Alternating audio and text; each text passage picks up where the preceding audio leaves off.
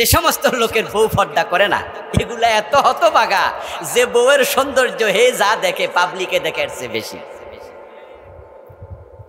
কারণ কি জানেননি? কারণ হচ্ছে আমাদের বউয়েরা যারা বাহিরে চলে তারা কি ঘরের মাঝে বেশি সাজে না বাইরে অসম বেশি সাজে?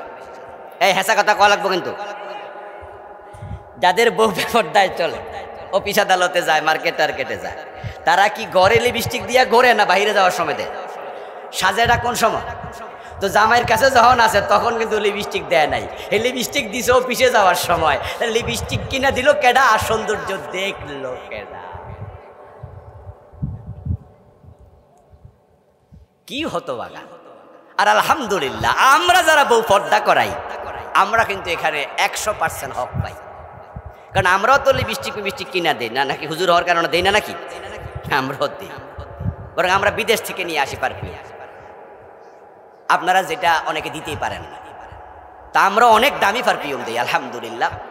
কিন্তু আমার বউ বাইরে যাওয়ার সময় ভাবে, আচ্ছা আমি এই টাইমে লিপস্টিক দিয়ে লাভটা কি? আমি তো বোরকা গাই, কি আমি নাকা ফরে ফেলবো না?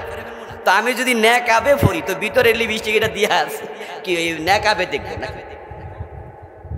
তা আমার বউ ভাবে যে আমি তো বাহিরে যাচ্ছি, তাহলে এই টাইমে আমার লিপস্টিক দেওয়ার প্রয়োজন নাই, এই টাইমে আমার খুব সাজুগুজু দরকার নাই, আমার পারফিউম স্প্রে করা দরকার নাই, আমি তো বাহিরে যাচ্ছি, আমি তো বোরকাওয়ালা, তা আমার তো কেউ দেখবে না। বরং আমি যখন ঘরে থাকবো, রাতে আমার হাজব্যান্ড ফিরবে, উনার কেনা লিপস্টিক দিয়া উনার সামনে দাঁড়াবো, ঠিক না? তা আমরা সৌভাগ্যবান, তোরা হতভাগ। তোরাটা রিক্সাওয়ালা দেখে মজা না। এখন যেই স্বামীনার নিজের বউটাকে বেপরদায় রাস্তায় ছেড়ে দিল, পর পুরুষ দেখলো, এই স্বামীটা হাসরের দিন আল্লাহর আদালতে আসামি হবে। কারণ তুমি দায়ুস। যে স্বামীর বউ পর্দা করে না সেই স্বামী দায়ুস, যে মেয়ে পর্দা করে না তার বাবা দায়ুস, যে বোন পর্দা করে না তার বড় ভাই দায়ুস। দায়ুস কিন্তু নারী হয় না, দায়ুস হলো পুরুষবাচক শব্দ। قال رسول الله صلى الله عليه وسلم الديوس لا يدخل الجنة يدخل واحد مذكر গায়েবের সিগা, এটা পুরুষবাচক শব্দ। দায়ুস জান্নাতে যাবে না। তাই অধীনস্থ মহিলাকে যদি পর্দায় না রাখো, ও হাজি ও নামাজি, তোমার মেয়ে, তোমার বউ, তোমার বোনের কারণে তুমি দায়ুস হইয়া জাহান্নামী হবা।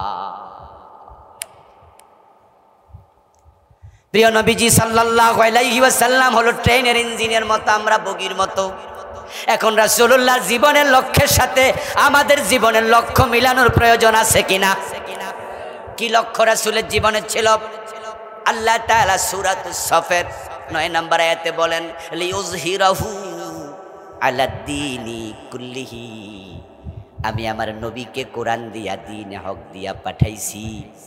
আমার উদ্দেশ্য হলো আমার নবী মুহাম্মদ সমাজের মাঝে, রাষ্ট্রের মাঝে কোরআনের বিজয় করে দেবেন।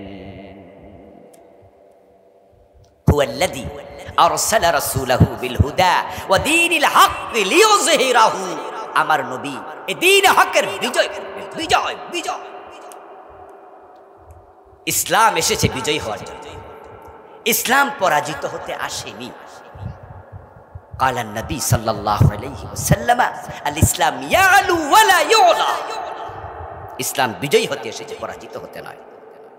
প্রিয় নবীজি সাল্লাল্লাহু আলাইহি ওয়াসাল্লাম 23 বছর চেষ্টা করে ইসলামকে পরিপূর্ণ বিজয়ী অবস্থায় রেখে তারপর ইন্তেকাল করেছেন। সুবহানাল্লাহ। রাসূল যখন ইন্তেকাল করেন, আপনারা একটু জবাব দিয়েন, রাসূল যখন ইন্তেকাল করেন ইসলাম তখন কি পরাজিত ছিল না বিজয়ী ছিল? এই 53 বছরে আমরা বেঁচে আছি 92% মুসলমান। বাংলাদেশে ইসলাম কি বিজয়ী না পরাজিত? তা আল্লাহর কাছে কি জবাব দিবেন? কি জবাব দিবেন? আল্লাহর হাবিব যখন ইন্তেকাল করেন তখন চোর ধরে হাত কাটা হতো, ডাকাত ধরে শুলে দেয়া হতো, জেনা করলে পাথর মারা হতো, অবিবাহিত হলে 100 বেত লাগানো হতো। রাসূল যখন ইন্তেকাল করেন তখন মদ পান করলে 80 বেত দেয়া হতো। হযরত ওমর নিজের ছেলেটাকে রেহাই দেন নাই, 80 বেত দিয়েছেন। এই 53 বছরের বাংলাদেশে মদখোর 80 বেত দিয়েছি আমরা কয়দিন? রাসূলের ইসলাম কেমন, আমাদের ইসলাম কেমন? আরে ভাই এটার কারণে ঠকছে কাটা জানেন? ঠকছেন আপনারা, আমরা ঠকছি। দুনিয়া তো ঠকতেছি, আখেরাতে তো মায়ের খাই আর সোজা হয়ে যাওয়া লাগবে। রাসূল মামলা দেবে তার কিছু উম্মতের বিরুদ্ধে, এটা আল্লাহ কোরআনে বলেছে, এবং বাংলাদেশের লোকেরা মামলার আসামি হবে বেশি। আমরা এই মামলার আসামি না হওয়ার জন্য কথাগুলো বলছি, চেষ্টা করে যাচ্ছি। গত 15 বছরে যতই মাহফিল বন্ধ করুক, যতই মামলা দেখ, আমাকে 3 বার অ্যারেস্ট করছে। তার মাঝে একবার করছে আপনাদের কিশোরগঞ্জে অ্যারেস্ট করলো। প্রথমে কটিয়াদি অ্যারেস্ট করে নিয়ে গেল কিশোরগঞ্জ সদরে। ওখানে 1 ঘন্টার মতো বসায় রাখছে। আমার প্রাইভেট কারে আমারে অ্যারেস্ট কইরা, আমার প্রাইভেট কারে সরায় না সরাইয়া পুলিশের ব্যানে তুলছে। তা আমি পুলিশরে বললাম, আরে ভাই অ্যারেস্ট করলে করছো কোন কারণে, এসব পরে জানবো। তা আমার গাড়িতে আমি সরি না, পিছে কই না আমরা তো আমি নি ফলাই টলাই যাই। কিশোরগঞ্জ থানায় নিয়ে 1 ঘন্টা 1.5 ঘন্টা রেখে তারপর নিচে পাকুন্দিয়া থানায় না ঢুকে আবার বের হয়ে কটিয়া রাতের 1টা থেকে 1:30টার দিকে আমাকে থানায় এনে অনেক কথাবার্তা বললো। ওসি সাহেবরা আমি জিজ্ঞাসা করলাম তখন যে আমাকে যে ধরলেন রাতের 8:30, আমার মাগরিবের পরে মাহফিল ছিল কটিয়াতে। এই মাহফিল শেষ করে পরবর্তী মাহফিল পাকুন্দিয়া রওনা দিছি। মাঝখানে একটা বাজার আছে ফুলের ঘাট, নাম শুনছেন? ফুলের ঘাট আমাকে অ্যারেস্ট করে। তা আমি ওসি সাহেবের, কারণ কনস্টেবলের জিগাই তো লাভ নাই, এটি তো আর বুঝবো না, কারণ এটি তো আর অ্যারেস্ট করে না, এটা দিয়ে করাইছে। তো হেরারে কইছে, হেরা করছে, হেরা তো জানেও না কেন করছে। তো ওসিরে জিজ্ঞাসা করলাম আমি কটিয়াদি থানায় এসে, যখন রাতের প্রায় 1টা বা 1:15 বাজে। উনি শীতকাল ছিল, একটা চাদর গায়ে দিয়ে বসে আছে, এত রাত। উনি আমার বলছে, হুজুর এই যে আপনার আর জ্বালায় আমি ঘুমাইতেও পারি না, সারাদিন ডিউটি করছি, এমন আবার আপনারে ধৈর্য আনন্দ লাগবে, ওই জন্য বইয়ে রয়েছি। তা আমি বললাম যে ওসি সাহেব অপরাধটা কি? কই অপরাধ তো জানি না, কিন্তু সোহরাব সাহেব বলছে, একটা এমপি আসিল না, দুষ্ট, এখন জেলে আছে। তখন সে এমপি ছিল, বললো সোহরাব সাহেব, এমপি সাহেব বলছে আপনাকে অ্যারেস্ট করার জন্য। হুজুর আপনি এই এলাকায় ওয়াজ না করলে হয় না? আমি তো আপনার চিনি, আপনার কি ওয়াজের অভাব আছে? আপনি অন্য জেলায় ওয়াজ করেন। তা আমি বললাম, আজীব কথা তো, যে আমি ওয়াজ করলে আমাকে অ্যারেস্ট করতে হবে, এগুলো আপনি কি বলতেছেন ওসি সাহেব? পরে আবার বলতেছে, হুজুর ঠিক আছে, আমরা আপনাকে ছেড়ে দেব, আপনি এলাকায় আর দয়া করে আইসেন না। তো পরে আমার একটা সাদা কাগজ দিল, সাদা কাগজ দিয়ে বলে, আপনি একটু এখানে লিখেন যে আমাকে জিজ্ঞাসাবাদের জন্য থানায় আনা হয়েছিল এবং সসম্মানে আমাকে ছেড়ে দেয়া হয়েছে। এতটুকু লিখে আপনি একটা সিগনেচার করেন, এই কাগজটা আমার কাছে থাকলে কমপক্ষে আমি জবাব দিতে পারবো যে আপনাকে ছেড়ে দিছি এবং আপনাকে আনছি, দুইটাই হলো, দুকুল রক্ষা হলো। আমার ভাইরা দেখেন, এই 15 বছর আমি 3 বার অ্যারেস্ট হলাম, এরপরও কি আল্লাহর জমিনে আল্লাহর আইন লাগবে, কোরআন ছাড়া কারো আইন মানি না, এই কথা থেকে চুল পরিমাণ সরেছি? সরি নাই। এখানে মাহফিল করতে দেবেন, এক জায়গায় করবো, আরেক জায়গায় দেবেন, আরেক জায়গায় করবো, কোথাও দেবে না, জেলে দেবে, জেলখানার কয়েদিদের কাছে এই ওয়াজি করবো। কেন? আখেরাতে যেন রাসূলের মামলা না খায়। রাসূলের মামলাটা কি? রাসূলুল্লাহর মামলা হলো, ওয়াকালার রাসূলু ইয়া রাব্বি ইন্না কওমি ইত্তাখাযু হাযাল কুরআনা মাহজুরা। কিয়ামতের দিন আল্লাহর আদালতে রাসূল বলবো, আমার আল্লাহ, আমার জাতি, আমার উম্মত, তারা আমার রেখে আসা কোরআনটারে তারা বাদ দিছে, অথচ এই কোরআনের জন্য আমি নবী পাথরের আঘাত খেয়েছি, আমার দাঁত ভেঙে দেয়া হয়েছিল, এই কোরআনের প্রচারে আমি তায়েফে গিয়া এমন রক্ত দিছি, আমার গায়ের একটা পশমের জায়গা বাকি ছিল না যেখানে রক্ত লাগে নাই। এই কোরআন আমি বিজয়ী অবস্থায় রেখে এসেছি। আমার উম্মত ছিল মাত্র 1.25 লাখের মতো আমার সাহাবী। যদি 1.25 লাখ নিয়ে আমি কোরআন বিজয় করতে পারি, বাংলাদেশে ছিল তারা 18 কোটির মাঝে 16 কোটি মুসলমান, তো তারা কোরআনটা বিজয় কেন করে নাই? আমি মামলা দিলাম। ভাইয়েরা শোনেন ভালো কইরা, বউ বাচ্চা আমাদেরও আছে, জেলখানা গিয়ে রিমান্ডে নিয়ে পিটাইলে আমি ব্যথা পাইতাম না? ওই যে আমার এখানে ধরলো রাত 8টা বাজে, ছাড়লো রাতের 1টা বাজে, এই যে ঘুরাইছে, আমার বেজ্জতি ফিল হয় নাই? পুলিশ আমারে ধরে রাখছে, মানুষ আইয়া দেখতে আসে, কারণ আমার তো সবাই চিনে, আরে আজাদ হুজুররে পুলিশে ধরছে, আমারও তো শরম শরম লাগে। সেদিন পরের দিন ছিল হরতাল, আমি চলে গেলাম, পরে আমার ছেড়ে দেওয়ার পরে কুমিল্লা মাহফিল ছিল, হরতাল থাকাতে আমি ভাবলাম রাতে রাতে কুমিল্লা চলে যাই, সকালে তো গাড়ি চলবে না। কুমিল্লা গিয়া শ্বশুর বাড়িতে উঠলাম, উঠে দেখি টেলিভিশনে বৈশাখী আপনার 21শে টিভি তখন ছিল, 21শে টিভি মাঝখানে কিছুদিন বন্ধ ছিল, তখন চলমান, দেখি স্ক্রিনে উঠতেছে কুমিল্লার জামাত নেতা ডক্টর হই নাই তখন, আমি পিএইচডি শেষ হয় না আমার, আবুল কালাম আজাদ কিশোরগঞ্জে গ্রেপ্তার। আমি কইলাম বাট ফারকারে কয় আমি আবার জামাতের নেতা হইলাম কই? আমি কুমিল্লার নেতা বলে থাকি, আমি ঢাকায়, আমি কুমিল্লা রাজনীতি করি, আমার তো রাজনীতি করার টাইম দেখো, আমি কোরআনের রাজনীতি করি, ঠিক কিনা? কোনো দল নির্ধারিত নাই, জামাত ভালো লাগে বিদায় জামাতের পক্ষে আসি, যদি জামাত কালকে কোনো উল্টা পাল্টা কাজ করে কালকে জামাতের বিরুদ্ধে বলবো। আমি তো কোরআনের রাজনীতি, কোরআন যার সাথে আমি তার সাথে। আর হেরা আমরা জিজ্ঞাসি যে তুমি কোন নেতা? হে নেতা বানাইছে রে নেতা। আচ্ছা দিল। এই যে আমরা ফিল করি আমাদের বেজ্জতি হয়, কষ্ট হয়, ধরলে পিটাইলে ব্যথা পাই, এরপরও কোরআনের কথা এতটা সিরিয়াসলি কেন বলি, কম্প্রোমাইজ কেন করি না? কারণ রাসূলের আদালতে মামলা খাইয়া হাসরে ধরা খাওয়া বেশি জটিল না দুনিয়া জটিল? জটিল কোনটা বেশি? কোনটা বেশি জটিল? আখিরাতেরটা বড় জটিল, ওটা বড় জটিল। কথা যেহেতু আর একটু বলি অনুভূতির জন্য, বুঝের জন্য বলি, মুসলমান বোঝো। সাভার একটা মসজিদে জুমা পড়াইছি 14 বছর। একদিন রাতের বেলায় দেখি আমার হুজরায় গিয়ে গড়া ঠাস ঠাস করে আওয়াজ করতেছে, একদম করান আসছে জোরে, টিনের একটা ইয়ে ছিল, আপনার গেট ছিল, হজর হজর এরকম শব্দ। আমি শব্দ শুনে বুঝলাম আমার কোনো মুসল্লি ঠিক এই জাতীয় শব্দে আমাকে ডাকবে না, আমাকে ইজ্জত করে আলহামদুলিল্লাহ, কিন্তু ক্যাডারে এই শব্দে ডাকছে। গেঞ্জি গায়ে, গামছাটা গায়ে দিলাম, দরজা খুলে দেখি পুলিশের লোক খাড়ে আছে, একজন পুলিশ কনস্টেবল। উনি আমারে বলছে আপনি হুজুর? আমি বললাম জি। বলে আপনার এসপি সাহেব ডাকে। আমি বললাম এসপি সাহেব কোথায়? বললো বাহিরে। তখন আমি বললাম পাঞ্জাবি গায়ে দেই? হ্যাঁ পাঞ্জাবি গায়ে দেয়। আর মনে মনে ভাবছি যেহেতু এসপি আসছে অ্যারেস্ট করবে না, কারণ অ্যারেস্ট করার জন্য দারোগার উপরে কেউ আসে না, ওসিও এসে অ্যারেস্ট করে না।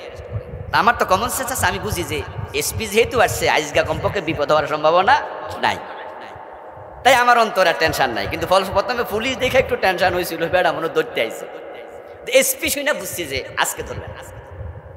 পরে বাহিরে গেলাম, মসজিদ আমার হুজরার রাস্তার উপরে গেলাম, ওখানে গিয়ে দেখি 30-40 জন পুলিশ, অনেকগুলা, বিশাল এক লরির মাঝে ওরা নাইমা দাঁড়ায় আছে।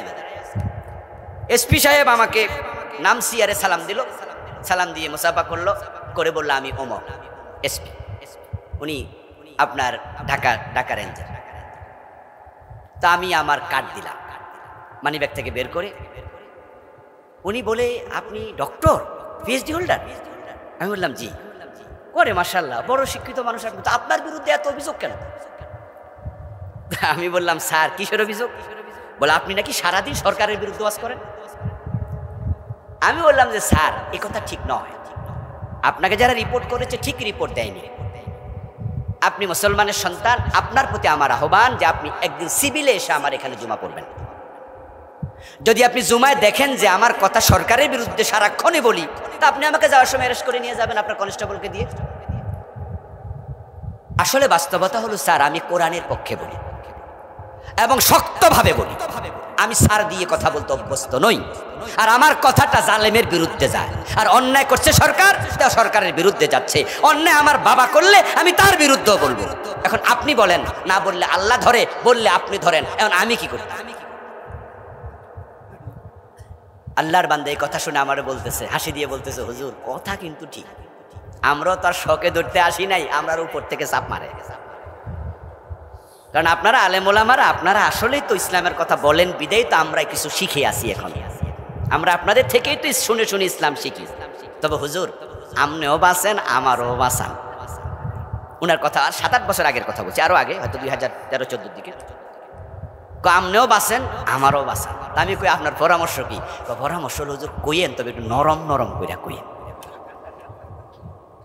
আচ্ছা আপনারা বলুন তো, কোরআনের কথা যদি কোরআনের পক্ষে না বলে হাসরের ময়দানে রাসূল মামলা করে, সেদিন মামলা থেকে ছুটাবে কে? এবার আসুন আর একটু সামনে আগাই।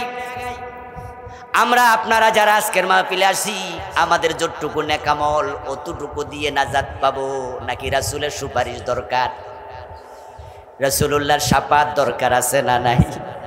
তো যেই নবীর শাফাতের জন্য দোয়া করি, যে নবীর শাফাতের আশা করি, ওই নবী যদি বলে আল্লাহ, সূরাতুস সফের 9 নম্বর আয়াতে কারিমা তিলাওয়াত করেছি। আল্লাহ তাআলা তৌফিক দিলে এখান থেকে সংক্ষেপে কিছু কথা বলবো ইনশাআল্লাহ। সূরাতুস সফের 9 নম্বর আয়াতে মূলত আল্লাহ তাআলা যে মেসেজটা দিলেন সেটা হচ্ছে প্রিয় নবীকে দুনিয়াতে তিনি কেন পাঠালেন। রাসূলুল্লাহ সাল্লাল্লাহু আলাইহি ওয়াসাল্লাম এই পৃথিবীতে কোন উদ্দেশ্যে এসেছেন, তার জীবনের প্রধানতম লক্ষ্য কি, এটা উম্মত হিসাবে আমাদের জানার প্রয়োজন আছে কিনা? আছে? হ্যাঁ, অবশ্যই জানতেই হবে। নামাজ পড়তে হলে যেমন ওযু করতেই হয়, আপনি উম্মত থাকতে হলে নবী কেন এসেছেন সেটা আপনাকে জানতেই হবে। কারণ নবীকে মানা, অনুসরণ করা আমাদের জন্য নফল না ফরজ। তো যাকে মানতে হয় তাকে জানতেই হবে। মানা আগে না জানা আগে? জানা আগে। কারণ না জানলে মানা যাবে না, মানতে ভুল হবে। এই জন্য কোরআন মাজিদ আল্লাহ তাআলা যত আদেশ করেছেন, 1 নাম্বার ছিল ইকরা বিসমি রাব্বিকাল্লাযী খালাক, পড়ো তোমার রবের নামে যিনি সৃষ্টি করেছেন। কেন পড়তে বললেন শুরুতে? বলেননি তো আকিমুস সালাত, নামাজ পড়ো। আয়াত দিয়ে কোরআন নাজিল শুরু আল্লাহ করতে পারতেন, করেননি। কুতিবা আলাইকুমুস সিয়াম বলে কোরআন নাজিল শুরু করতে পারতেন, করেননি। ইকরা দিয়ে কেন শুরু করলেন? কারণ হলো মানার জন্য জানা লাগে, এলেম ছাড়া মানতে গেলে ভুল হবেই, আর ভুল হলে আমল কবুল হবে না। এই জন্য আল্লাহ বলছে আগে জানো। আর জানার সাথে পড়ার সম্পর্ক, না পড়লে জানা যায় না। এই জন্য আল্লাহ বলছে পড়ো পড়ো পড়ো, জানো। তাই আমরা আলহামদুলিল্লাহ কোরআন পড়ি। আমাদের বাচ্চাদেরকে আমরা একবারে ছোট বয়সে যখন তারা হাঁটতে শিখে ভালো করে, তখনই আমরা মক্তবে পাঠাই, ঠিক না? আপনারা পাঠান তো? পাঠাবেন, পাঠাবেন। গ্রামে এখনো তো মক্তব আছে আলহামদুলিল্লাহ, আছে না? এগুলো আপনারা বাঁচাইয়া রাখবেন। আপনারা যারা আছেন মুরব্বীরা, আপনারা আলহামদুলিল্লাহ এখানে বিভিন্ন মসজিদের সভাপতি, সেক্রেটারি, মসজিদের মেম্বার, কোষাধ্যক্ষ আপনারা আছেন। আপনার মসজিদে যেন আপনি বেঁচে যতদিন থাকেন মক্তব বন্ধ হতে না পারে। হুজুরদেরকে অনুরোধ করবেন যে হুজুর এটা চালান। হয়তো আমরা পয়সা করে আপনাকে বেশি দিতে পারবো না, কিন্তু আপনার এই খেদমতের কারণে আল্লাহর কোরআন দুনিয়ায় বেঁচে থাকবে। মক্তব বন্ধ হয়ে গেলে কোরআন বেঁচে থাকবে না, কোরআন পড়া উঠে যাবে। আমাদেরকে আমাদের মা, আমাদের বাবা ছোট্টকালে মক্তবে পাঠাইছে। মক্তব দিয়ে আমাদের পড়ালেখা শুরু। আমার বন্ধু, কোরআন আল্লাহ যেহেতু পড়তে বলেছেন 1 নম্বরে, তাই জীবনের প্রথম কাজ হবে আল্লাহর কোরআন শেখা, আল্লাহর কোরআন পড়া। পড়লে জানতে পারবেন ইসলাম কি। এজন্য আল্লাহ তাআলা প্রিয় নবী মুহাম্মদুর রাসূলুল্লাহ সাল্লাল্লাহু আলাইহি ওয়াসাল্লাম কেমন ছিলেন, কি করেছেন, তার চরিত্র কেমন, তিনি কি, কোরআন মাজিদে রাসূল প্রসঙ্গে আয়াত নাজিল করেছেন অসংখ্য অসংখ্য। আমার রাসূলুল্লাহর চরিত্র নিয়ে আল্লাহ নিজে কোরআনে পঞ্চমুখ হয়ে বেকুল হয়ে প্রশংসা করেছেন। ইন্নাকা লাআলা খুলুকিন আযীম। ও নবী মুহাম্মদ, আপনাকে আমি দুনিয়ার সর্বশ্রেষ্ঠ চরিত্রে অধিষ্ঠিত করেছি। আমাদের নবীর মতো চরিত্রবান মানুষ পৃথিবীতে দ্বিতীয় জন নাই। উনি দুনিয়ার সেরা মেধাবী, সেরা বুদ্ধিমান, সেরা বিচক্ষণ, সেরা প্রাজ্ঞ মানুষ, সেরা পণ্ডিত, সেরা সমরবিদ, সেরা রাজনীতিবিদ, সেরা বিচারক, সেরা স্বামী, সেরা বাবা, সেরা বণিক, সেরা বন্ধু, সেরা স্বামী, উনি যত দিক আছে বিভাগ আছে সব বিছানার রোল নাম্বার 1। ইন্নাকা লাআলা খুলুকিন আযীম। এই নবীকে আল্লাহ পৃথিবীতে কেন পাঠালেন সেটা আমরা এই জন্যই জানব, কারণ আমরা তার উম্মত। উম্মতের ডিউটি হলো, কর্তব্য হলো, নবী যা বলেছেন উম্মত সেটা বলতে থাকবে, নবী যা করেছেন উম্মত সেটাই করতে থাকবে। নবী কোন পা দিয়ে মসজিদে ঢুকছে, আমরা কোন পা দিয়ে ঢুকি। নবী কোন কাতে ঘুমাইছে, আমরা কোন কাতে ঘুমাবো। নবী কোন হাতে খাইছে, আমরা কোন হাতে খাবো। নবী মসজিদে ঢুকতে যে দোয়া পড়ছে আমরা সেটাই পড়ি, আবার টয়লেটে ঢুকতে যেটা পড়েছে আমরা মসজিদেরটা টয়লেটে লাগাই না, সেখানে আবার সেটাই পড়ি। নবী যা করেছেন উম্মত সেটাই। নবী হলেন মডেল, নবী হলেন আইডল, নবী হলেন নামুজাজ, নবী হলেন উসওয়া, নবী কুদওয়া, নবী ইমাম। তিনি ইমামুল মুরসালিন, ইমামুল আম্বিয়া। তিনি আমাদের জন্য আদর্শ। তিনি যা করলেন, যা বললেন, যা ভাবলেন, যা চিন্তা করলেন, জীবনের লক্ষ্য যেটা বানালেন, আমরা পুরাটা জীবন তার মতোই সাজাবো। যদি আপনি সেই চিন্তায় নিজেকে গড়তে পারেন তাহলে রাসূলুল্লাহর বক্তব্য, এমন উম্মত জান্নাতে আমার সাথে ডুববে। قال النبي صلى الله عليه وسلم من أحب سنتي فقد أحبني ومن أحبني كان معي في الجنة। প্রিয় নবীজি বলছেন যে আমার সুন্নাহকে ভালোবাসে সেই আমাকে ভালোবাসে। সুন্নাহ মানে জীবনাচার, সুন্নাহ মানে জীবন চরিত, সুন্নাহ মানে কর্মপন্থা, সুন্নাহ মানে কর্মপদ্ধতি, সুন্নাহ মানে শুধু দাড়ি টুপি নয়, পাজামা পাঞ্জাবি নয়, সুন্নাহ মানে হলো রাসূলুল্লাহর পুরাটা জীবন। সুবহানাল্লাহ। মান আহাব্বা সুন্নতি ফাকাদ আহাব্বানি, যে আমার সুন্নাহকে ভালোবাসে সে আমাকে ভালোবাসে। এরপর এবার বললেন ওয়ামান আহাব্বানি কানা মাই ফিল জান্নাহ, যে আমার সুন্নাহকে ভালোবেসে আমার সুন্নাহ মোতাবেক জীবনটা সাজাবে ওই ব্যক্তি জান্নাতে আমার সাথে ঢুকবে। আমার ভাইয়েরা, জান্নাতে যদি আপনারা যেতে চান রাসূলকে অনুসরণের কোনো বিকল্প নাই। এখন প্রিয় নবীর জীবনের লক্ষ্য কি এটা যদি না জানেন তাহলে জীবনের লক্ষ্য কেমনে মিলাবেন? লক্ষ্য মানে টার্গেট, লক্ষ্য মানে অভিষ্ট, সামনে যেটা থাকবে। আপনি আপনার জীবন কোন দিকে নিতে চান এটাই হলো লক্ষ্য। এর আলোকে বাকি কাজ হবে। যেই ছেলে ডাক্তার হওয়ার চিন্তা করছে সে ইঞ্জিনিয়ারিং কলেজে ভর্তি হইলে কি ডাক্তার হতে পারবে? তাহলে আগে ভাববে কি হব, আমি হব ডাক্তার। তাহলে মেডিকেলের কোচিং করো, ইন্টারমিডিয়েট পাস করার পরে কে কি হবে প্ল্যান হবে। এসএসসি পাস করার পরে, আলিম পাস করার পর তো আমরা বলি আমাদের সন্তানদেরকে, বাবা আলিম পাস তো করলা, ইন্টারমিডিয়েট পাস করলাম, এখন তোমার লক্ষ্য কি? বলে আব্বা আমি ডাক্তার হতে চাই। তাহলে যাও মেডিকেল কোচিংয়ে ভর্তি হও। বলে আব্বা আমি ইঞ্জিনিয়ার হতে চাই। তাহলে বলি তাহলে ইঞ্জিনিয়ারিং এর কোচিংয়ে ভর্তি হও। আব্বা আমি ডাক্তার ইঞ্জিনিয়ার হব না, ইউনিভার্সিটিতে পড়তে চাই, ঢাকা ইউনিভার্সিটি, তাহলে ফোকাস কোচিংয়ে ভর্তি হও। না আব্বা আমি মাওলানা হব, তাহলে বলি আবার মাদ্রাসায় ফাজেলে ভর্তি হও, অনার্সে। ঠিক না? লক্ষ্যের আলোকে কাজ, কাজ আগে না লক্ষ্য আগে? আগে লক্ষ্য তারপরে কাজ। এখন নবী মুহাম্মাদের জীবনের লক্ষ্যের সাথে যদি আপনার জীবনের লক্ষ্য না মিলে আপনি কি কাম করবেন এটা তো নিজে বুঝবেনই না।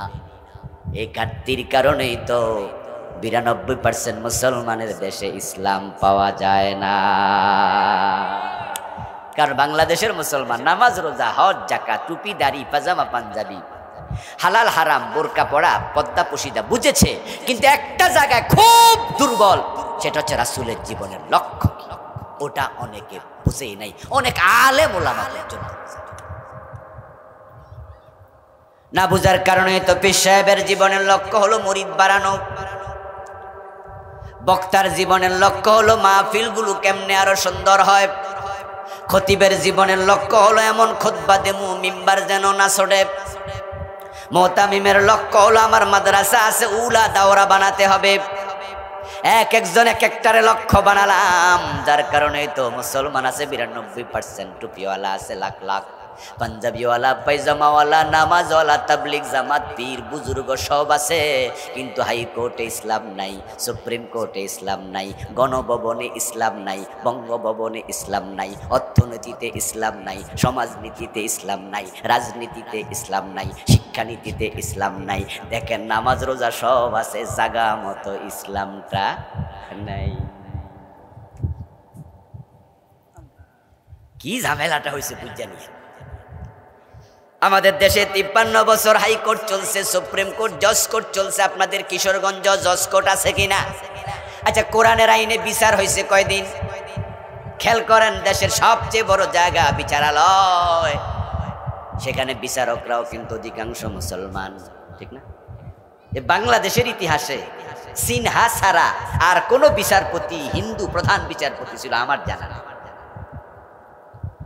এবং হিন্দু মিয়ারে হেরাই বসাইছে কিনা? এর আগে সুপ্রিম কোর্টের প্রধান বিচারপতি হিন্দু হয়েছে আমার জানা নাই। কিন্তু উনারা ক্ষমতায় এসে 15 বছরে যত আকাম করছে, এটা একটা আকাম ছিল। আচ্ছা, দেশে কি মুসলমান বিচারপতির অভাব পড়ছিল? হিন্দু প্রধান বিচারপতি বানাইছে। এবং নেত্রীর ছেলে জয় মিয়া আমেরিকা থেকে একবার স্ট্যাটাস দিল, তিনি বাংলাদেশে একজন হিন্দু প্রেসিডেন্ট দেখার অপেক্ষায় আছেন। তার ফেসবুক থেকে সে হিন্দু প্রধান বিচারপতি বানানোর কিছুদিন পরে জয় তার নিজের ফেসবুকে স্ট্যাটাস লিখেছে যে সে বাংলাদেশে হিন্দু প্রেসিডেন্ট দেখার অপেক্ষায় আছে। আমরা হিন্দুদের সাথে দেশে সংঘাত করি না, বরং হিন্দু মুসলমান বৌদ্ধ খ্রিস্টান আমরা এক বাজারের খরচা খাই, ঠিক না?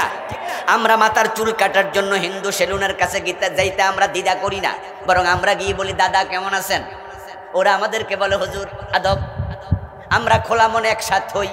হিন্দু মহিলা ভিক্ষা চাইলে আমরা ভিক্ষা দেই না, তাদের সাথে আমাদের দ্বন্দ্ব নাই, তারা আমাদের দেশের নাগরিক, তাদেরকে আমরা অন্যের মতোই ভালোবাসি। কিন্তু তারা কি চাইলো? তারা চাইলো দেশটাকে হিন্দুদের অধীনে দিয়ে দিতে। এই জন্য দেখবেন শিক্ষা বোর্ডের হিসাব নেন, প্রায় জায়গাতে হিন্দু হলো চেয়ারম্যান। সারা দেশে ওসি কয়জন? হিসাব নেন, 500 যদি ওসি হয় 150 থেকে 200 হিন্দু। বড় বড় যত অফিসার, সে জায়গায় দেখবেন যে 100 জনের মাঝে 30-40 জন হিন্দু, অথচ হিন্দু আছে তো বাংলাদেশে 3%, 4%। তাহলে তাদের পার্সেন্টেজের আলোকে তারা যদি নেতা হয়, অফিসার হয়, এমপি, আমাদের আপত্তি নাই, কিন্তু তারা পার্সেন্টেজ হলো 3-4, কিন্তু চাকরির ক্ষেত্রে যাইয়া 30, 40, 50। এর মানে হলো হিন্দুদের অধীনে আমাদেরকে দেয়ার ষড়যন্ত্র হয়েছে।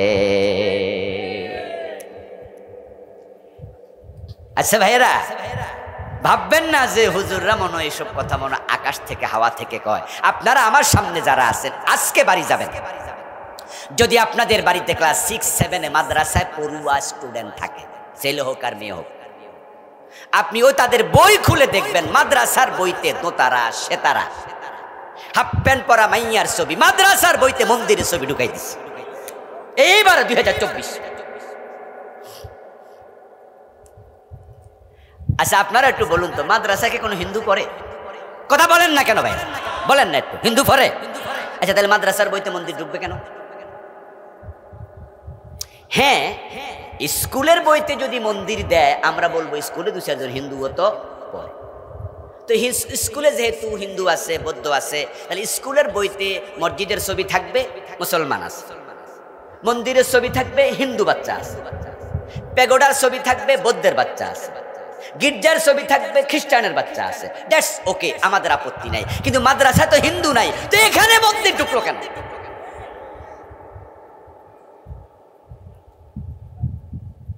আল্লাহ কি এমনি রাগ করছে?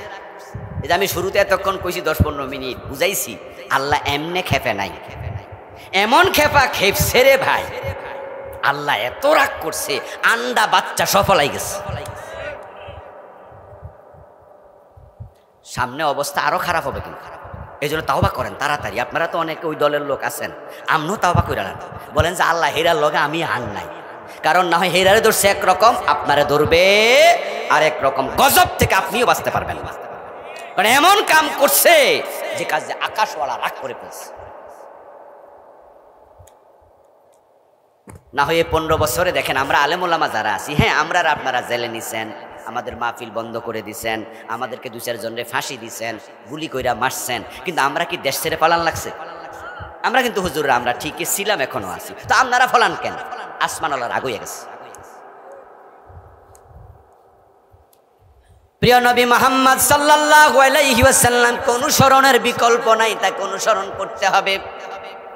রাসূলের জীবনের লক্ষ্যের সাথে আমরা আমাদের জীবনের লক্ষ্য মিলাতে ব্যর্থ হলাম, যার কারণে বিচারক, প্রধান বিচারপতি হিন্দু।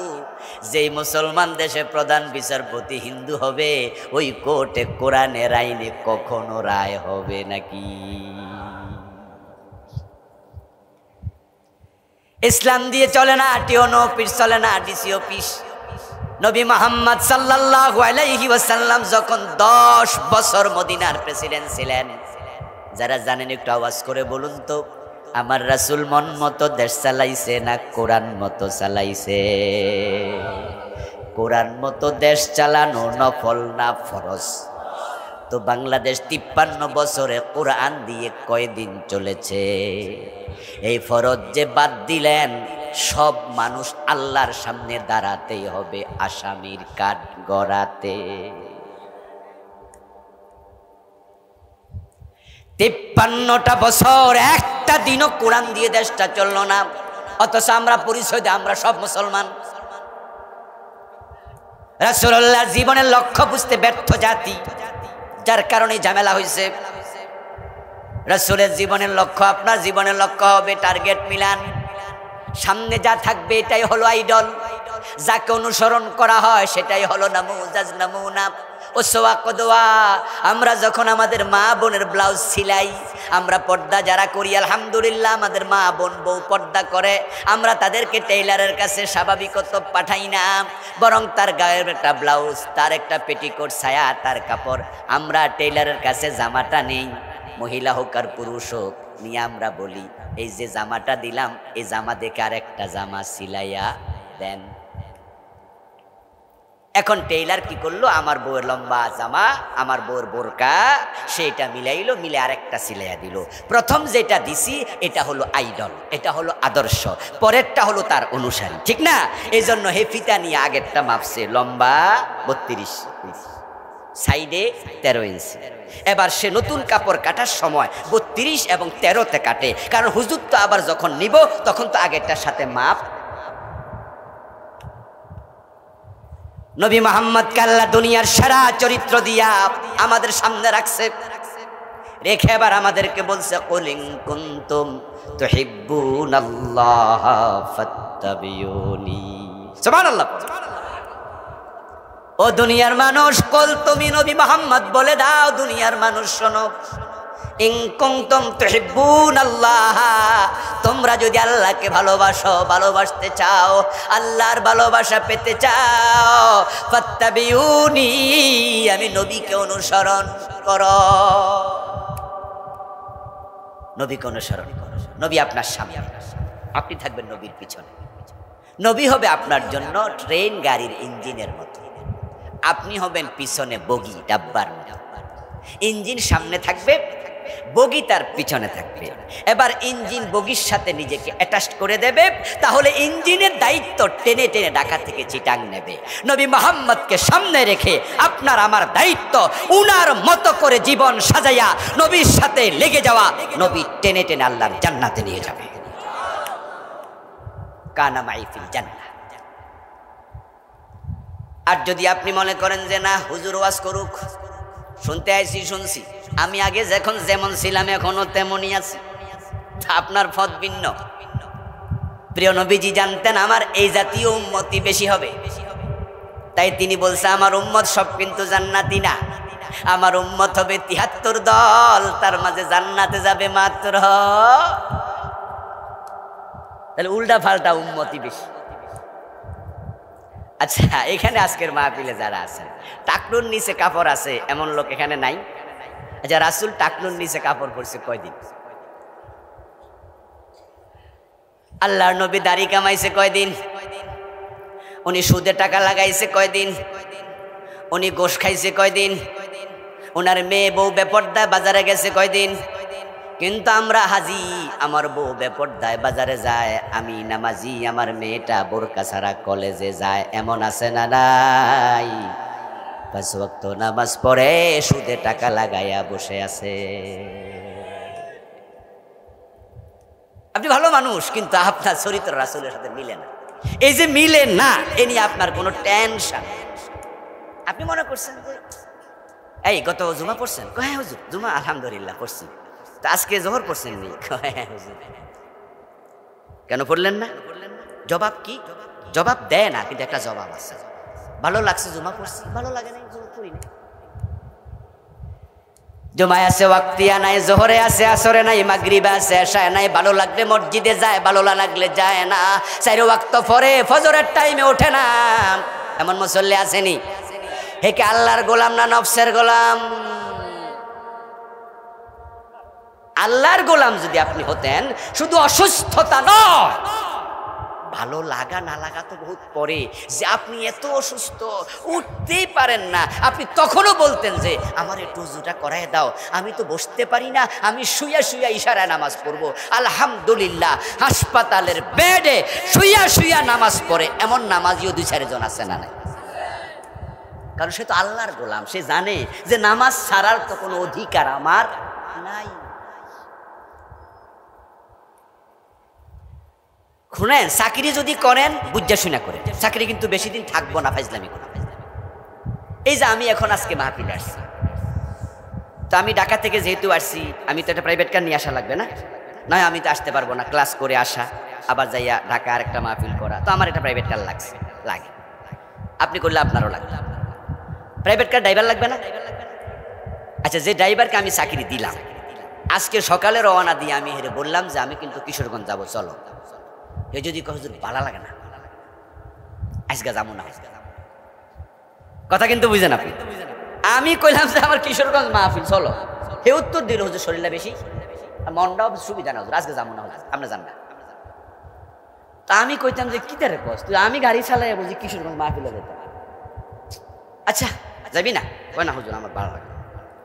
তো রেডিমেড যদি আমি ড্রাইভার নাও পাই, আলহামদুলিল্লাহ আমি ড্রাইভিং জানি, ধরেন আমি চালাই চলে আসলাম।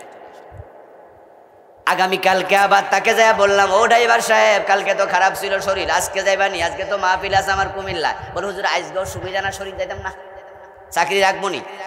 এই কথা বলেন, আমি চাকরি রাখবো? তা আপনি যে জোহরে আছেন আসরে নাই, মাগরিবে আছেন এশায় নাই, বউ যে বেপরদায় চলে, নিজেদের সুদ খান, ঘোষ খান, মনে যা চায় তাই করেন, আল্লাহর কথার বাহিরে চলেন, আপনার গোলামি আছে তো? গোলামি আছে তো? জিজ্ঞাসা করলে তো বলেন আমরা কার গোলাম? বাহ বাবা, এই যে একসাথে কয় আল্লাহর, তাহলে সুদ খান কেমনে? বুঝেন না? আরে আল্লাহর গোলাম মানে ঘুষ খান কেমনে? চাকরি আসেনি, গোলামি আসলে আসেনি। আল্লাহ কিন্তু খুব চালাক, এই জন্য হাসরের ময়দানে জান্নাত দেওয়ার আগে আল্লাহ বলবে ফাদখুলি ফি ইবাদি ওয়াদখুলি জান্নাতি। আল্লাহ আগে বলবে, এই হাসরের মাঠের লোকেরা, আমার গোলামের কাতারে লাইন ধরে খাড়াও। এরপরে এবার যারা দাঁড়াইতে পারবে ওদেরকে বলবে ওয়াদখুলি জান্নাতি, এবার জান্নাতে ঢোকো। তো আপনারা যারা এরকম মাঝে মাঝে নিজের মতো চলেন, মাঝের মাঝে কোরআন মতো চলেন, যখন যা ভালো লাগে আপনি ওই লাইনে খাড়াইতে গেলে ফেরেশতা বাইরে সোজা করে নেন।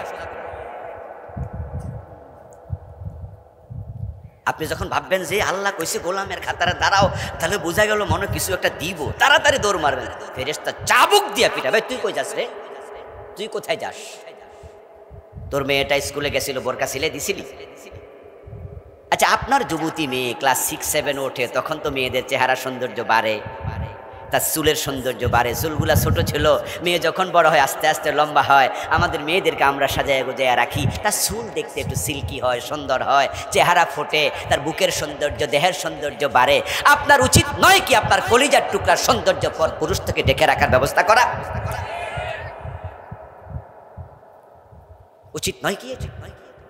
কিন্তু আপনি সেটা করেন না, বরং আপনার দেয়া টাকা দিয়া আরো চুল ভালো কইরা, শ্যাম্পু টেম্পু কইরা, লিপস্টিক ইলাস্টিক যা দরকার সব লাগাইয়া আপনার মেয়ে বুকের সৌন্দর্য, গায়ের সৌন্দর্য, চুলের যাচ্ছে। রাস্তার পাশ থেকে পুরুষেরা, যুবকেরা তাকাচ্ছে, যতজন তাকাচ্ছে ততটা কবিরা গুনাহ মেয়ের আমল নামায় যোগ হচ্ছে। আপনি বাবা, আপনি দায়ুস, আপনার স্ত্রী বেপর্দায় চলে, আপনি পর্দা করার নাই, আপনি দায়ুস। যে সমস্ত লোকের বউ পর্দা করে না, এগুলা এত হতভাগা যে বউয়ের সৌন্দর্য হে যা দেখে পাবলিকে দেখে এর চেয়ে বেশি। কারণ কি জানেননি? কারণ হচ্ছে আমাদের বউয়েরা যারা বাহিরে চলে, তারা কি ঘরের মাঝে বেশি সাজে না বাহিরে অসম বেশি সাজে? এই হেসা কথা কওয়া লাগবো কিন্তু। যাদের বউ বেপর্দায় চলে, অফিস আদালতে যায়, মার্কেট টার্কেটে যায়, তারা কি ঘরে লিপস্টিক দিয়ে ঘোরে না বাহিরে যাওয়ার সময় দেয়? সাজেটা কোন সময়? তো জামাইয়ের কাছে যখন আছে তখন কিন্তু লিপস্টিক দেয় নাই, এই লিপস্টিক দিছে অফিসে যাওয়ার সময়। লিপস্টিক কিনা দিল কেডা, আর সৌন্দর্য দেখলো কেডা? কি হতভাগা! আর আলহামদুলিল্লাহ আমরা যারা বউ পর্দা করাই, আমরা কিন্তু এখানে 100% হক পাই। কারণ আমরাও তো লিপস্টিক কিনা দেই না, নাকি হুজুর হওয়ার কারণে দেই না? নাকি আমরাও দিই, বরং আমরা বিদেশ থেকে নিয়ে আসি পারফিউম। আপনারা যেটা অনেকে দিতেই পারেন না, তা আমরা অনেক দামি পারফিউম দিই আলহামদুলিল্লাহ। কিন্তু আমার বউ বাইরে যাওয়ার সময় ভাবে, আচ্ছা আমি এই টাইমে লিপস্টিক দিয়ে লাভটা কি? আমি তো বোরকা গাই, কি আমি নাকা ফরে ফেলবো না? তো আমি যদি ন্যাকাবে ফরি তো ভিতরে লিপস্টিক এটা দিয়ে আছে, কি ওই ন্যাকাবে দেখবো না? তা আমার বউ ভাবে যে আমি তো বাহিরে যাচ্ছি, তাহলে এই টাইমে আমার লিপস্টিক দেওয়ার প্রয়োজন নাই, এই টাইমে আমার খুব সাজুগুজু দরকার নাই, আমার পারফিউম স্প্রে করা দরকার নাই, আমি তো বাহিরে যাচ্ছি, আমি তো বোরকাওয়ালা, তা আমার তো কেউ দেখবে না। বরং আমি যখন ঘরে থাকবো, রাতে আমার হাজব্যান্ড ফিরবে, উনার কেনা লিপস্টিক দিয়া উনার সামনে দাঁড়াবো, ঠিক কিনা? তা আমরা সৌভাগ্যবান, তোরা হতভাগ, তোরাটা রিক্সাওয়ালা দেখে মজা নেই। এখন যেই স্বামীনার নিজের বউটাকে বেপরদায় রাস্তায় ছেড়ে দিল, পর পুরুষ দেখলো, এই স্বামীটা হাসরের দিন আল্লাহর আদালতে আসামি হবে। কারণ তুমি দায়ুস। যেই স্বামীর বউ পর্দা করে না সেই স্বামী দায়ুস, যে মেয়ে পর্দা করে না তার বাবা দায়ুস, যে বোন পর্দা করে না তার বড় ভাই দায়ুস। দায়ুস কিন্তু নারী হয় না, দায়ুস হলো পুরুষবাচক শব্দ। قال رسول الله صلى الله عليه وسلم الديوس لا يدخل الجنة يدخل واحد মুযাক্কারে গায়েবের সিগা, এটা পুরুষবাচক শব্দ। দায়ুস জান্নাতে যাবে না। তাই অধীনস্থ মহিলাকে যদি পর্দায় না রাখো, ও হাজি ও নামাজি, তোমার মেয়ে, তোমার বউ, তোমার বোনের কারণে তুমি দায়ুস হইয়া জাহান্নামী হবা। প্রিয় নবীজি সাল্লাল্লাহু আলাইহি ওয়াসাল্লাম হলো ট্রেনের ইঞ্জিনের মতো, আমরা বগির মতো। এখন রাসূলুল্লাহর জীবনের লক্ষ্যের সাথে আমাদের জীবনের লক্ষ্য মিলানোর প্রয়োজন আছে কিনা? কি লক্ষ্য রাসূলের জীবনের ছিল? আল্লাহ তাআলা সূরাতুস সফের 9 নম্বর আয়াতে বলেন, লিউযহিরাহু আলাদ্দীনি কুল্লিহি, আমি আমার নবীকে কোরআন দিয়া, দ্বীনে হক দিয়া পাঠাইছি। আমার উদ্দেশ্য হলো আমার নবী মুহাম্মদ সমাজের মাঝে, রাষ্ট্রের মাঝে কোরআনের বিজয় করে দেবেন। হুয়াল্লাযী আরসালা রাসূলাহু বিল হুদা ওয়া দীনিল হক লিইয়ুযহিরাহু, আমার নবী এই দ্বীন হকের বিজয় করবে। বিজয়, বিজয়। ইসলাম এসেছে বিজয় হওয়ার জন্য, ইসলাম পরাজিত হতে আসেনি। قال النبي صلى الله عليه وسلم الاسلام يعلو ولا يعلى, ইসলাম বিজয়ী হতে এসেছে, পরাজিত হতে নয়। প্রিয় নবীজি সাল্লাল্লাহু আলাইহি ওয়াসাল্লাম 23 বছর চেষ্টা করে ইসলামকে পরিপূর্ণ বিজয়ী অবস্থায় রেখে তারপর ইন্তেকাল করেছেন। সুবহান। রাসূল যখন ইন্তেকাল করেন, আপনারা একটু জবাব দিয়েন, রাসূল যখন ইন্তেকাল করেন ইসলাম তখন কি পরাজিত ছিল না বিজয়ী ছিল? এই 53 বছরে আমরা বেঁচে আছি 92% মুসলমান। বাংলাদেশে ইসলাম কি বিজয়ী না পরাজিত? তা আল্লাহর কাছে কি জবাব দিবেন? কি জবাব দিবেন? আল্লাহর হাবিব যখন ইন্তেকাল করেন তখন চোর ধরে হাত কাটা হতো, ডাকাত ধরে শুলে দেওয়া হতো, জেনা করলে পাথর মারা হতো, অবিবাহিত হলে 100 বেত লাগানো হতো। রাসূল যখন ইন্তেকাল করেন তখন মদ পান করলে 80 বেত দেয়া হতো। হযরত ওমর নিজের ছেলেটাকে রেহাই দেন নাই, 80 বেত দিয়েছেন। এই 53 বছরের বাংলাদেশে মদখোর 80 বেত দিয়েছি আমরা কয়দিন? রাসূলের ইসলাম কেমন, আমাদের ইসলাম কেমন? আরে ভাই, এটার কারণে ঠকছে কাটা জানেন? ঠকছেন আপনারা, আমরা ঠকছি। দুনিয়া তো ঠকতেছি, আখেরাতে তো মায়ের খাই আর সোজা হয়ে যাওয়া লাগবে। রাসূল মামলা দেবে তার কিছু উম্মতের বিরুদ্ধে, এটা আল্লাহ কোরআনে বলেছে, এবং বাংলাদেশের লোকেরা মামলার আসামি হবে বেশি। আমরা এই মামলার আসামি না হওয়ার জন্য কথাগুলো বলছি, চেষ্টা করে যাচ্ছি। গত 15 বছরে যতই মাহফিল বন্ধ করুক, যতই মামলা দেখ, আমাকে 3 বার অ্যারেস্ট করছে। তার মাঝে একবার করছে আপনাদের কিশোরগঞ্জে অ্যারেস্ট করলো। প্রথমে কটিয়াদি অ্যারেস্ট করে নিয়ে গেল কিশোরগঞ্জ সদরে। ওখানে 1 ঘন্টার মতো বসায় রাখছে। আমার প্রাইভেট কারে আমারে অ্যারেস্ট কইরা, আমার প্রাইভেট কারে সরায় না সরাইয়া পুলিশের ব্যানে তুলছে। তা আমি পুলিশরে বললাম, আরে ভাই অ্যারেস্ট করলে করছো কোন কারণে, এসব পরে জানবো। তা আমার গাড়িতে আমি সরি না, পিছে কই না আমরা তো, আমি নি ফলাই টলাই যাই।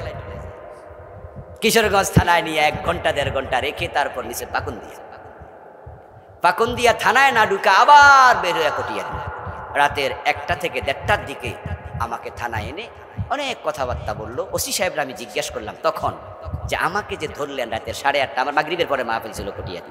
এই মাহফিল শেষ করে পরবর্তী মাহফিল পাকুন্দিয়া রওনা দিছি। মাঝখানে একটা বাজার আছে ফুলের ঘাট, নাম শুনছেন? ফুলের ঘাট আমাকে অ্যারেস্ট করে। তা আমি ওসি সাহেবের, কারণ কনস্টেবলের জিগাই তো লাভ নাই, এটি তো আর বুঝবো না, কারণ এটি তো আর অ্যারেস্ট করে না, এটা দিয়ে করাইছে। তো হেরারে কইছে, হেরা করছে, হেরা তো জানেও না কেন করছে। তো ওসিরে জিজ্ঞাসা করলাম আমি কটিয়াদি থানায় এসে, যখন রাতের প্রায় 1টা বা 1:15 বাজে। উনি শীতকাল ছিল, একটা চাদর গায়ে দিয়ে বসে আছে, এত রাত। উনি আমার বলছে, হুজুর এই যে আপনার আর জ্বালায় আমি ঘুমাইতেও পারি না, ওই সারাদিন ডিউটি করছি, এমন আবার আপনারে ধৈর্য আনন্দ লাগবে, ওই জন্য বইয়ে রয়েছি। তা আমি বললাম যে ওসি সাহেব অপরাধটা কি? কই অপরাধ তো জানি না, কিন্তু সোহরাব সাহেব হয়েছে, একটা এমপি আসিল না, দুষ্ট, এখন জেলে আছে। তখন সে এমপি ছিল, বললো সোহরাব সাহেব, এমপি সাহেব বলছে আপনাকে অ্যারেস্ট করার জন্য। হুজুর আপনি এই এলাকায় ওয়াজ না করলে হয় না? আমি তো আপনার চিনি, আপনার কি ওয়াজের অভাব আছে? আপনি অন্য জেলায় ওয়াজ করেন। তা আমি বললাম, আজীব কথা তো, যে আমি ওয়াজ করলে আমাকে অ্যারেস্ট করতে হবে, এগুলো আপনি কি বলতেছেন ওসি সাহেব? পরে আবার বলতেছে, হুজুর ঠিক আছে, আমরা আপনাকে ছেড়ে দেব, আপনি এলাকায় আর দয়া করে আইসেন না। তো পরে আমার একটা সাদা কাগজ দিল, সাদা কাগজ দিয়ে বলে আপনি একটু এখানে লিখেন যে আমাকে জিজ্ঞাসাবাদের জন্য থানায় আনা হয়েছিল এবং সসম্মানে আমাকে ছেড়ে দেয়া হয়েছে। এতটুকু লিখে আপনি একটা সিগনেচার করেন, এই কাগজটা আমার কাছে থাকলে কমপক্ষে আমি জবাব দিতে পারবো যে আপনাকে ছেড়ে দিছি এবং আপনাকে আনছি, দুইটাই হলো, দুকুল রক্ষা হলো। আমার ভাইরা দেখেন, এই 15 বছর আমি 3 বার অ্যারেস্ট হলাম, এরপরও কি আল্লাহর জমিনে আল্লাহর আইন লাগবে, কোরআন ছাড়া কারো আইন মানি না, এই কথা থেকে চুল পরিমাণ সরেছি? সরি নাই।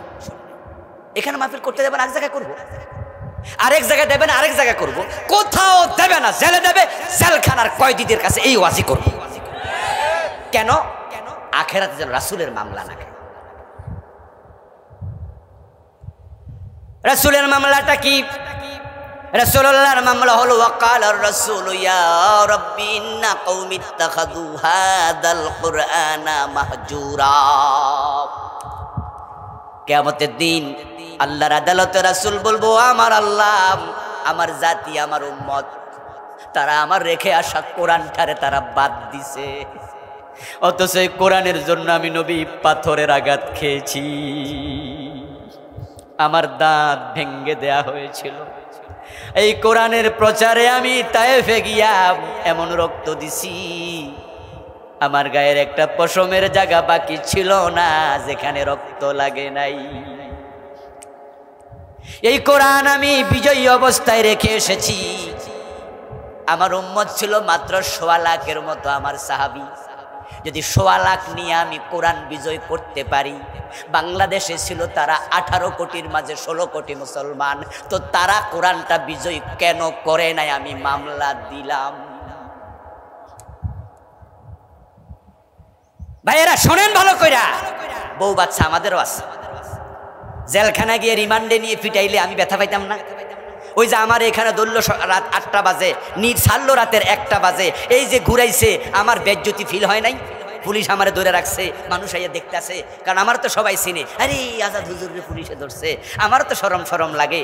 সেদিন পরের দিন ছিল হরতাল, আমি চলে গেলাম। পরে আমার ছেড়ে দেওয়ার পরে কুমিল্লা মাহফিল ছিল, হরতাল থাকাতে আমি ভাবলাম রাতে রাতে কুমিল্লা চলে যাই, সকালে তো গাড়ি চলবে না। কুমিল্লা গিয়া শ্বশুর বাড়িতে উঠলাম, উঠে দেখি টেলিভিশনে বৈশাখী আপনার ২১শে টিভি তখন ছিল, ২১শে টিভি মাঝখানে কিছুদিন বন্ধ ছিল, তখন চলমান দেখি স্ক্রিনে উঠতেছে কুমিল্লার জামাত নেতা ডক্টর হই নাই তখন, আমি পিএইচডি শেষ হয় না আমার, আবুল কালাম আজাদ কিশোরগঞ্জে গ্রেপ্তার। আমি কইলাম বাট ফারকারে কয় আমি আবার জামাতের নেতা হইলাম? আমি কুমিল্লার নেতা বলে থাকি, আমি ঢাকায়, আমি কুমিল্লা রাজনীতি করি। আমার তো রাজনীতি করার টাইম দেখো, আমি কোরআনের রাজনীতি করি, ঠিক কিনা? কোনো দল নির্ধারিত নাই। জামাত ভালো লাগে বিদায় জামাতের পক্ষে আসি, যদি জামাত কালকে কোনো উল্টা পাল্টা কাজ করে কালকে জামাতের বিরুদ্ধে বলবো। আমি তো কোরআনের রাজনীতি, কোরআন যার সাথে আমি তার সাথে। আর হেরা আমার জিজ্ঞাসা যে তুমি কোন নেতা? হে নেতা বানাইছে রে নেতা। আচ্ছা দিল। এই যে আমরা ফিল করি আমাদের বেজ্জতি হয়, কষ্ট হয়, ধরলে পিটাইলে ব্যথা পাই, এরপরও কোরআনের কথা এতটা সিরিয়াসলি কেন বলি? কম্প্রোমাইজ কেন করি না? কারণ রাসূলের আদালতে মামলা খাইয়া হাসরে ধরা খাওয়া বেশি জটিল না দুনিয়া জটিল? জটিল কোনটা বেশি? কোনটা বেশি জটিল? আখিরাতেরটা বড় জটিল, ওটা বড় জটিল। কথা যেহেতু স্যার একটু বলি অনুভূতির জন্য, বুঝের জন্য বলি, মুসলমান বোঝো। সাভার একটা মসজিদে জুমা পড়াইছি 14 বছর। একদিন রাতের বেলায় দেখি আমার হুজরায় গিয়ে গড়া ঠাস ঠাস করে আওয়াজ করতেছে, একদম করা নাড়ছে জোরে, টিনের একটা ইয়ে ছিল, আপনার গেট ছিল, হজর হজর এরকম শব্দ। আমি শব্দ শুনে বুঝলাম আমার কোনো মুসল্লি ঠিক এই জাতীয় শব্দে আমাকে ডাকবে না, আমাকে ইজ্জত করে আলহামদুলিল্লাহ, কিন্তু ক্যাডারে এই শব্দে ডাকছে। গেঞ্জি গায়ে, গামছাটা গায়ে দিলাম, দরজা খুলে দেখি পুলিশের লোক খাড়ে আছে, একজন পুলিশ কনস্টেবল। উনি আমারে বলছে আপনি হুজুর? আমি বললাম জি। বলে আপনার এসপি সাহেব ডাকে। আমি বললাম এসপি সাহেব কোথায়? বললো বাহিরে। তখন আমি বললাম পাঞ্জাবি গায়ে দেই? হ্যাঁ পাঞ্জাবি গায়ে দেন। আর মনে মনে ভাবছি যেহেতু এসপি আসছে অ্যারেস্ট করবে না, কারণ অ্যারেস্ট করার জন্য দারোগার উপরে কেউ আসে না, ওসিও এসে অ্যারেস্ট করে না।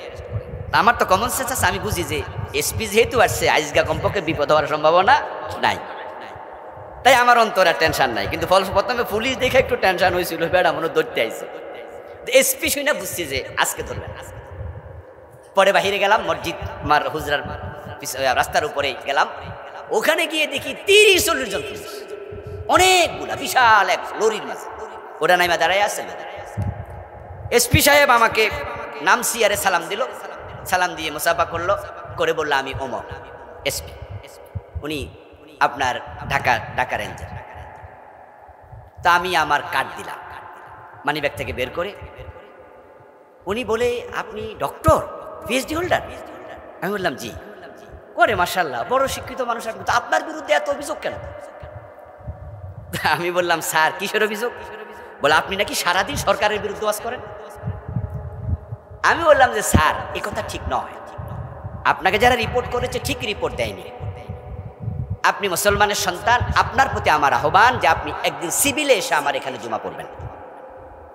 যদি আপনি জুমায় দেখেন যে আমার কথা সরকারের বিরুদ্ধে সারাক্ষণই বলি, তা আপনি আমাকে যাওয়ার সময় অ্যারেস্ট করে নিয়ে যাবেন আপনার কনস্টেবলকে দিয়ে। আসলে বাস্তবতা হলো স্যার আমি কোরআনের পক্ষে বলি, এবং শক্তভাবে বলি। আমি সার দিয়ে কথা বলতে অভ্যস্ত নই, আর আমার কথাটা জালেমের বিরুদ্ধে যায়। আর অন্যায় করছে সরকার, তা সরকারের বিরুদ্ধে যাচ্ছে। অন্যায় আমার বাবা করলে আমি তার বিরুদ্ধেও বলবো। এখন আপনি বলেন, না বললে আল্লাহ ধরে, বললে আপনি ধরেন, এখন আমি কি করতাম? আল্লাহর বান্দা এই কথা শুনে আমার বলতেছে, হাসি দিয়ে বলতেছে, হুজুর কথা কিন্তু ঠিক, আমরাও তার শখে ধরতে আসি নাই, আমরা উপর থেকে চাপ মারে। কারণ আপনারা আলেম ওলামারা, আপনারা আসলেই তো ইসলামের কথা বলেন, বিদেই তো আমরা কিছু শিখে আসি। এখন আমরা আপনাদের থেকেই তো শুনে শুনে ইসলাম শিখি। তবে হুজুর আপনিও বাঁচেন, আমারও বাঁচান। উনার কথা 7-8 বছর আগের কথা বলছি, আরো আগে, হয়তো 2013-14 দিকে। আপনিও বাঁচেন, আমারও বাঁচান। আমি কই আপনার পরামর্শ কি? পরামর্শ হলো হুজুর কইয়েন, তবে একটু নরম নরম কইরা কইয়েন।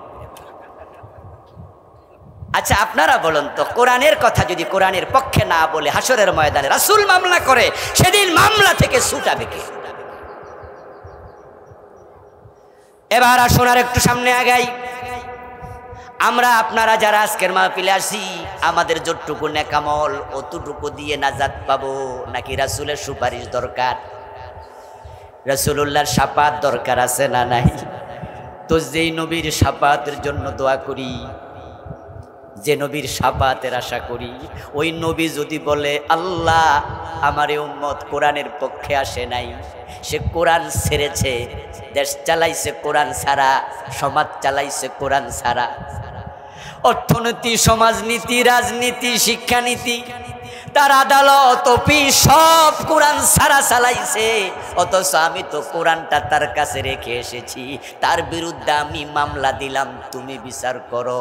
তো নবীর শাফাতের আশায় আছি, নবী নিজে যদি মামলা দেয়, সেদিন উপায় কি?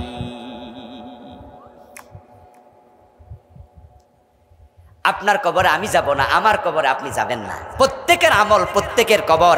আখেরাতে মুক্তি পেতে চাইলে নবী মুহাম্মদের মতো দিন বিজয়ের জন্য কাজ করা দরকার আছে না নাই?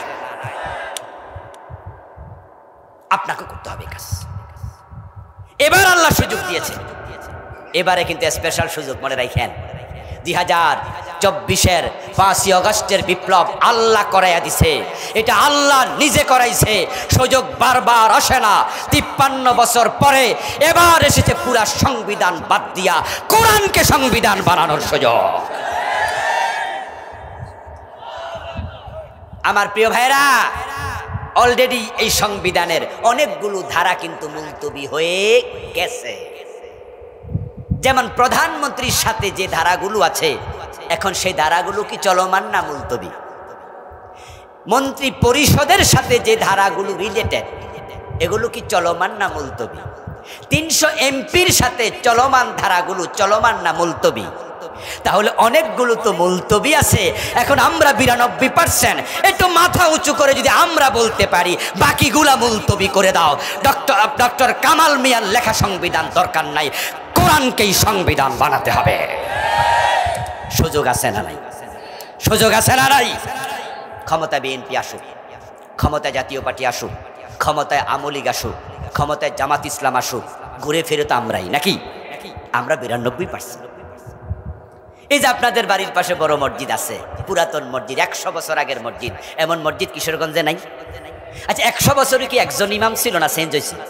কিন্তু মাগরিবের ফরজ 3 রাকাত কি চেঞ্জ হয়েছে?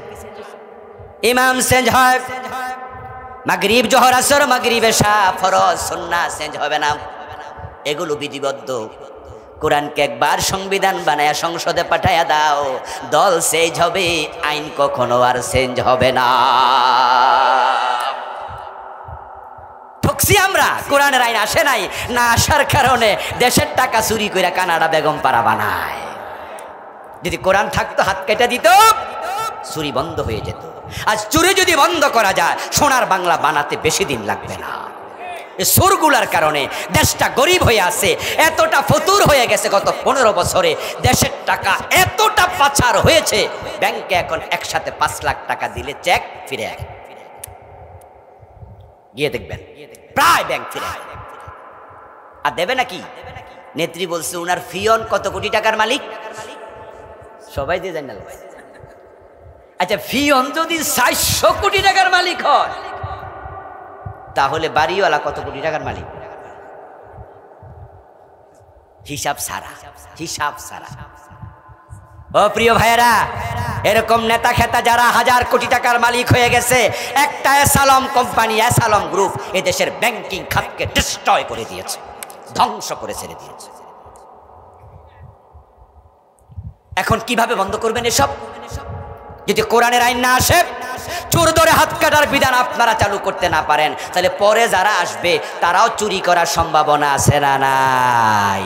কারণ তাদের পেটেও তো অনেক ক্ষুধা, ক্ষুধা তো আর কম নাই। ঠেকাবেন কেমনে? লোভ আছে, শয়তান আছে, ওরা তো সব আল্লাহর ওলি, তাহাজ্জুদ গুজারে, চান্স পাইলে তো আবার খাবে। তো জাতির পরিবর্তন হবে কেমনে? এই জন্য আমরা ইমাম চেঞ্জ হোক, মসজিদের 3 রাকাত মাগরিব যেন চেঞ্জ না হয়, সবাই মিলে একটা সুখ তুলি। 53 বছর দেখেছি, সব দল দেখা শেষ। আগামীর বাংলাদেশ হোক কোরআনের বাংলাদেশ।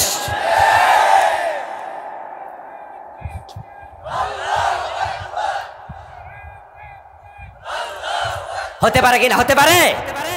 এ চিন্তা রেখে আগান। যদি হয় হোক, না হলে আখেরাতে কমপক্ষে মামলা খাওয়া লাগবে না। আল্লাহকে বলবেন যে আল্লাহ, আমি কিন্তু তোমার নবীর জীবনের লক্ষ্যে আমার জীবনের লক্ষ্য বানিয়ে কোরআনের আইন কায়েমের কাজই করেছি।